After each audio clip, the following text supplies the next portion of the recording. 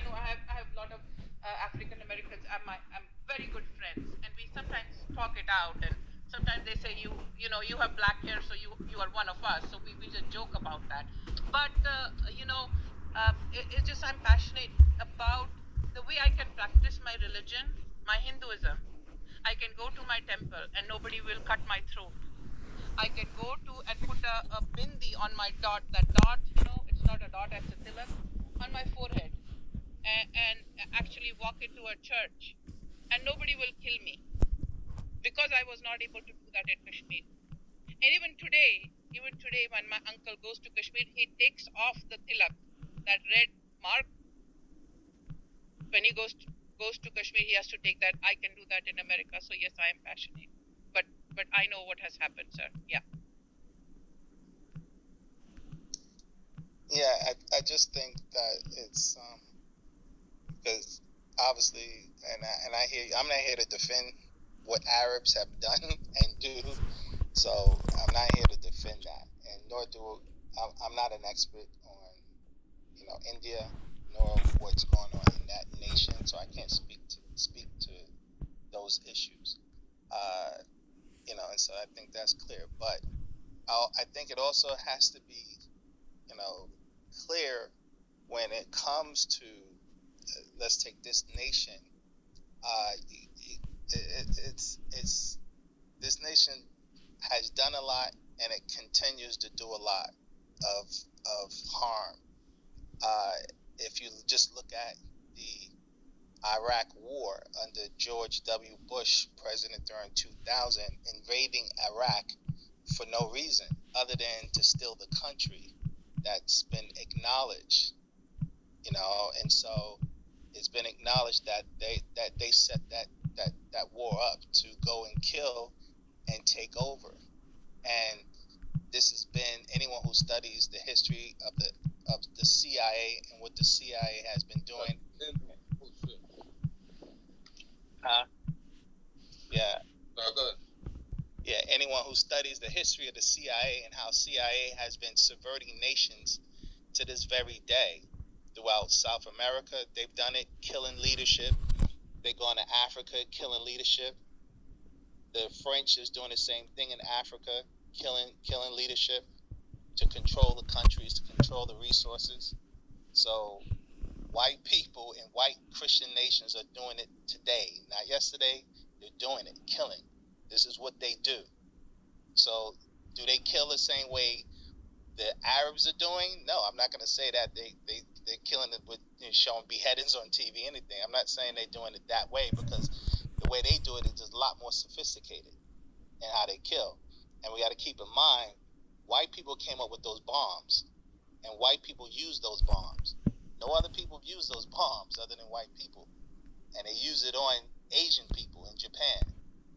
And so, and what's ironic about that, why didn't they use it on Germany, who started the war in World War II? And so I'm just saying that if anyone takes the time out to study what Christian nations have done, just like Russia invading Ukraine, Russia a Christian nation, Ukraine a Christian nation, killing each other, brutally killing each other. So that I think it's just to be aware of the crimes that Christian nations have committed and still do commit. If and anyone can research that, it's very clear, and that doesn't take away from the crimes of what these Arabs are doing, because that's criminal as well. And it's going to take righteous people to fight for justice all over the planet, is my point. Because unfortunately, you have a lot of unrighteous people doing a lot of unrighteous things. Now, when it comes to, let me just address this on Islam, a lot of people do not know the history or origin of Islam. Because if you take the time out to really, study the real origin of Islam and why Islam is the way it is, there is a reason for it. But it is detailed trying to explain what happens. Well, what's the origin and what's the reason? Okay. All right, real quick. A lot of people don't know the Prophet Muhammad was an African. All right, oh and God. at the time, Oh my I'll tell you. Can I speak? It's not my room. Can I When I have a chance. can I finish? I'll let Can you he, speak. can he park his car? Can you let him drive, please? Oh, definitely. I've been listening. I just said when I have a I'll chance give when you he's the done. I'll give you the fact. I'll give you the facts so you can research it, so you don't have to take my word for it. Okay. So if you research this individual they call Muhammad, who was born in, I believe, in Medina, or if not Mecca, a part of the tribe of Quraysh, right? If you research that tribe and you research those people at that time, Saudi Arabia, which it wasn't called that at that time, because that's a new name, but in that particular territory, you had African people living there as well as Arab people living there. Okay? And so the individuals, you had groups of individuals who were black Arabs that were living in Saudi Arabia, who were working in conjunction with what they call Pale Arabs, who were living in Saudi Arabia during the Prophet Muhammad's time. Now, some of his companions, one by the name of Abu Bakr, who was the right hand to the Prophet Muhammad, was of the Pale Arab tribes. The Prophet Muhammad's family, his nephew, a guy by the name of Amir Mu'mini Ali, who was a part of the Prophet Muhammad's family. What happened was, the history of Islam is that Muhammad was poisoned by the Pale Arabs, and he was killed. And leadership was to go to his nephew, Ali. And what happened was that the Pale Arabs did not, they, in essence, this was where the divide in Islam came from, where they did not allow his nephew to take over control at that time, after Muhammad died around 632 AD. They blamed a Jewish woman for poisoning Muhammad. But go on. No, actually it was during it. It was not making anything up. It was allegedly. That's what they said. Allegedly blamed a Jewish woman whose family was the whole tribe of Khaybar. I'm not familiar with a Jewish woman that did it. I don't know who. Okay, my bad. I don't know who's. My bad. Respectfully, just respectfully, just let him park his car first and whatever rebuttal or whatever you want to do. Yeah, next time you Before you say and wait till he stops. Yeah. No, I respect. Because we can't hear you. We can't hear both of y'all going back and forth. No, I just wanted to know is there a time limit?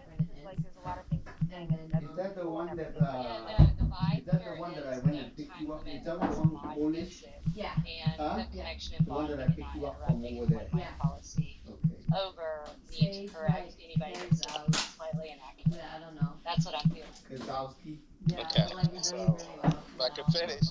That's why I said it's a very involved and complex story. And so, because this is, and it's a very controversial story. You're not going to hear this from traditional Sunni Muslims. You're not going to hear this from traditional Shia Muslims, this part of the history, because it was covered up. And so there's a lot that goes on Mind if I ask into you a question? No. Wow, we just said Nor am I Muslim. No, she had to It's, go. So I'm gonna help you. I'm gonna give you where you can research and research what I'm saying. So let me just finish. And so what I said, Muhammad was poisoned by the Arabs that were the Pale Arabs that were there, because you had two clans there in that particular location at that particular time. You had black people living in Saudi Arabia in good quantities at that time.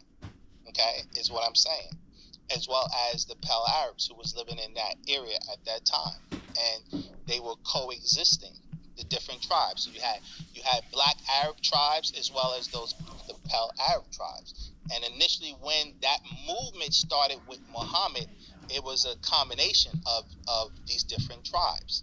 So that's one point I wanted to make. Now, in regards to that, what I was saying was Muhammad was poisoned. His nephew, he had appointed his nephew to take over, but the Arabs did not allow that. The Pale Arabs did not allow the nephew to take over, Ali. In fact, they began to persecute that side of his family and push them out of that location, Saudi Arabia. Okay, because Muhammad had a daughter named Fatima, and she was married to Muhammad's nephew, which is Ali, and they had two sons, Hassan and Hussein, and they moved into Egypt, the family, when they pushed them out. So from the very beginning of the movement, what happened is that the original foundation was completely destroyed from the very beginning, is my point I'm trying to make. Now, what happened is when they pushed his daughter and their family out, they pushed them into Egypt, and eventually that family moved into northern Sudan and all. And so if you research the tribe of, because this is where the story is coming from, just so you know. When you research the Ansar Allah, the Ansars that's in Sudan today, they're the ones who give this story, because they're the ones who have descendancy charts and bloodline charts showing the history of how they were connected to that bloodline and how they migrated out of that area into Egypt and then into the Sudan. And so just to give you somewhat of a background where anyone can look it up, because again, you're not going to hear the Arabs or the Pale Arabs give that version of the history of what really happened, is what I'm trying to say. So if you research the Ansars, who are now in northern Sudan,